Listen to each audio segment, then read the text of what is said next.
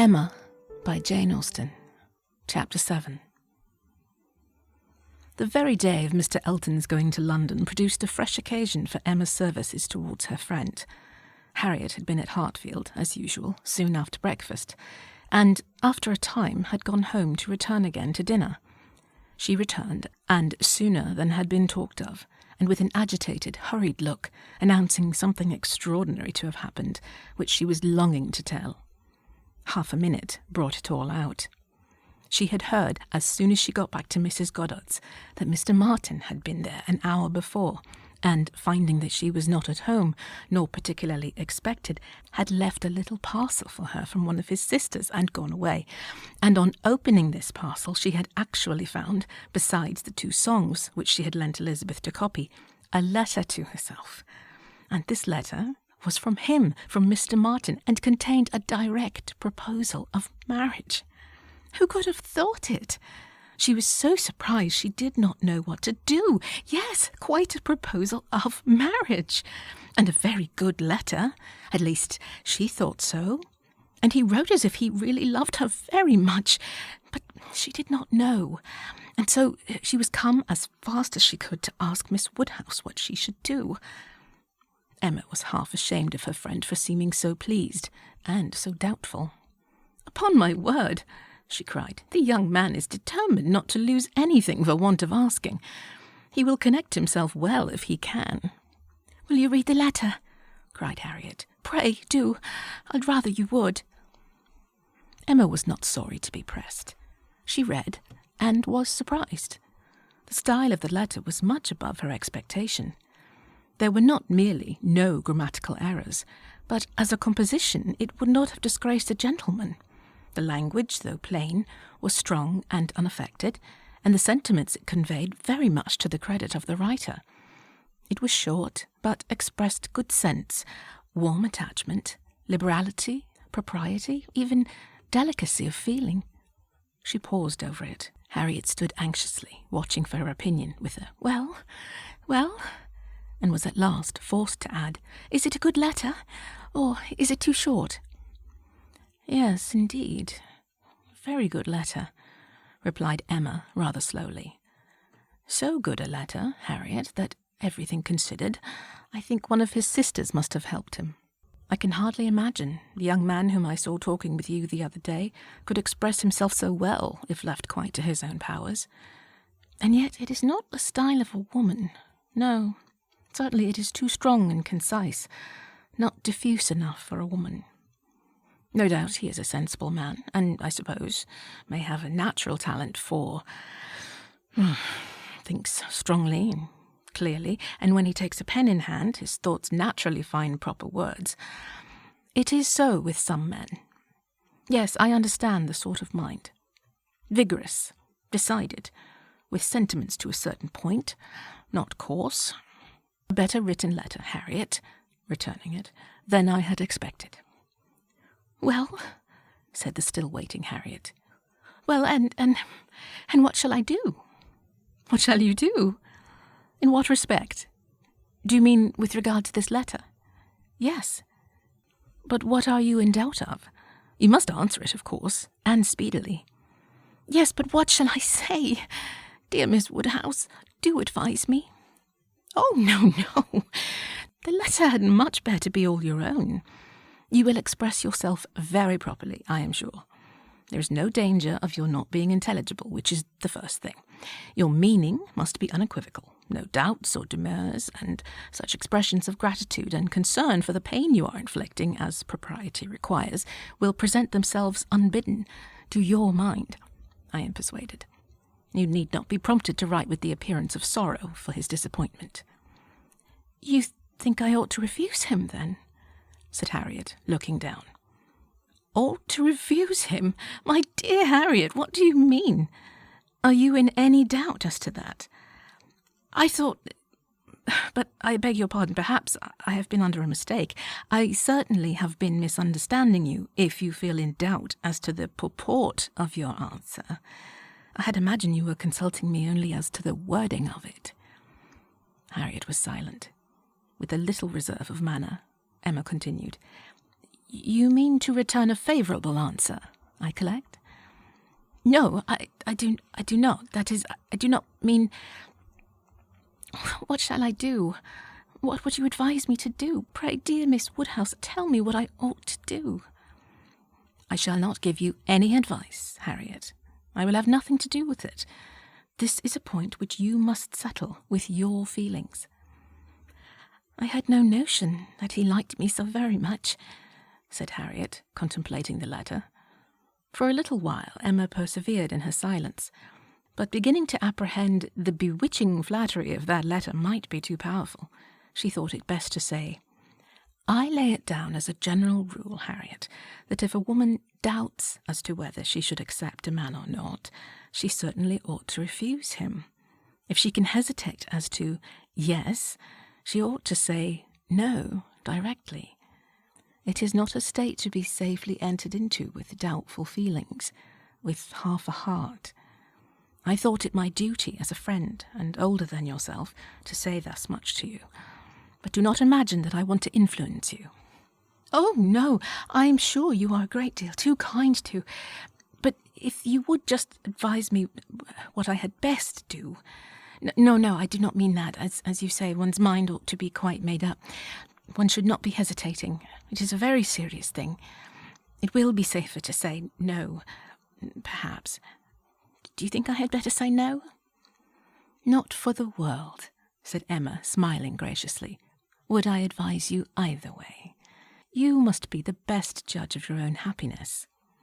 If you prefer Mr. Martin to every other person, if you think him the most agreeable man you have ever been in company with, why should you hesitate? You blush, Harriet. Does anybody else occur to you at this moment under such a definition? Harriet, do not deceive yourself. Do not be run away with by gratitude and compassion. At this moment, whom are you thinking of? The symptoms were favourable. Instead of answering, Harriet turned away, confused, and stood thoughtfully by the fire. And though the letter was still in her hand, it was now mechanically twisted about without regard. Emma waited the result with impatience, but not without strong hopes.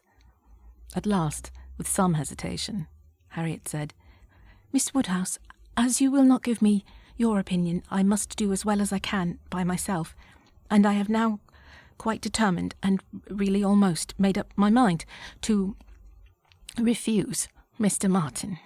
Do you think I am right?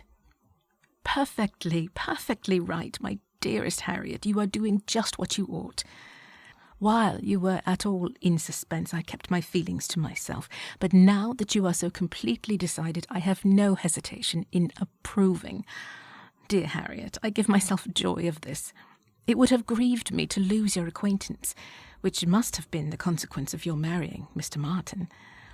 While you were in the smallest degree wavering, I said nothing about it because I would not influence, but it would have been the loss of a friend to me.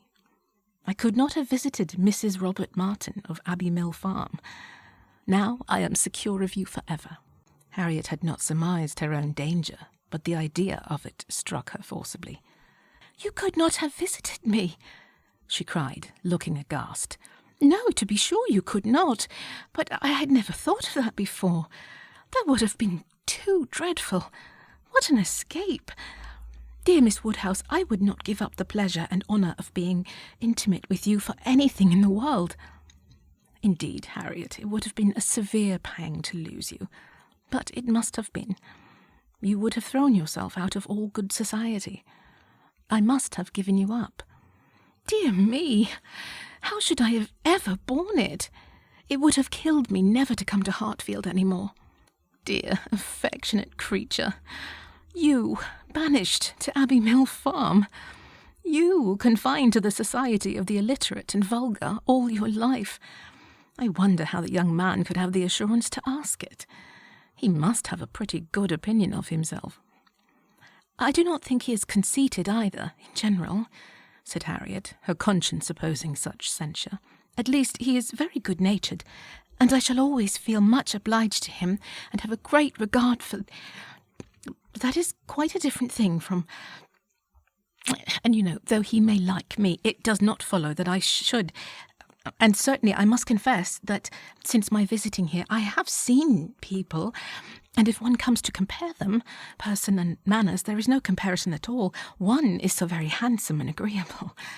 However, I do really think Mr. Martin a very amiable young man, and have a great opinion of him, and his being so much attached to me, and his writing such a letter. But as to leaving you, it is what I would not do upon any consideration. Thank you, my own sweet little friend. We will not be parted. A woman is not to marry a man merely because she is asked, or because he is attached to her, and can write a tolerable letter. Oh, no, and it is but a short letter, too. Emma felt the bad taste of her friend, but let it pass with a very true, and it would be a small consolation to her for the clownish manner which might be offending her every hour of the day to know that her husband could write a good letter. Oh, yes, very. Nobody cares for a letter. Thing is, to be always happy with pleasant companions. I am quite determined to refuse him. But how shall I do? What shall I say? Emma assured her there would be no difficulty in the answer, and advised its being written directly, which was agreed to, in the hope of her assistance. And though Emma continued to protest against any assistance being wanted, it was in fact given in the formation of every sentence. The looking over his letter again, in replying to it, had such a softening tendency, and it was particularly necessary to brace her up with a few decisive expressions, and she was so very much concerned at the idea of making him unhappy, and thought so much of what his mother and sisters would think and say, and was so anxious that they should not fancy her ungrateful, that Emma believed if the young man had come in her way at that moment, he would have been accepted after all. The letter, however, was written and sealed and sent. The business was finished, and Harriet safe. She was rather low all the evening, but Emma could allow for her amiable regrets, and sometimes relieved them by speaking of her own affection, sometimes by bringing forward the idea of Mr. Elton. "I shall never be invited to Abbey Mill again," was said in a rather sorrowful tone. "Nor, if you were, could I ever bear to part with you, my Harriet. You are a great deal too necessary at Hartfield to be spared to Abbey Mill. And I am sure I should never want to go there, for I am never happy but at Hartfield." Some time afterwards it was, "I think Mrs. Goddard would be very much surprised if she knew what had happened. I am sure Miss Nash would, for Miss Nash thinks her own sister very well married, and it is only a linen-draper. One should be sorry to see greater pride or refinement in the teacher of a school, Harriet. I dare say Miss Nash would envy you such an opportunity as this of being married. Even this conquest would appear valuable in her eyes. As to anything superior for you, I suppose she is quite in the dark. The attentions of a certain person can hardly be among the tittle-tattle of Highbury yet. Hitherto I fancy you and I are the only people to whom his looks and manners have explained themselves." Harriet blushed and smiled and said something about wondering that people should like her so much. The idea of Mr. Elton was certainly cheering, but still, after a time, she was tender-hearted again towards the rejected Mr. Martin. "Now he has got my letter," she said softly. "I wonder what they are all doing, whether his sisters know. If he is unhappy, they will be unhappy too. I hope he will not mind it so very much. Let us think of those among our absent friends who are more cheerfully employed," cried Emma. "At this moment, perhaps, Mr. Elton is showing your picture to his mothers and sisters, telling how much more beautiful is the original, and after being asked for it 5 or 6 times, allowing them to hear your name, your own dear name." "My picture? But he has left my picture in Bond Street." "Has he so? Then I know nothing of Mr. Elton. No, my dear little modest Harriet. Depend upon it, the picture will not be in Bond Street till just before he mounts his horse tomorrow. It is his companion all this evening, his solace, his delight. It opens his designs to his family. It introduces you among them. It diffuses through the party those pleasantest feelings of our nature, eager curiosity and warm prepossession. How cheerful, how animated, how suspicious, how busy their imaginations all are." Harriet smiled again. and her smiles grew stronger.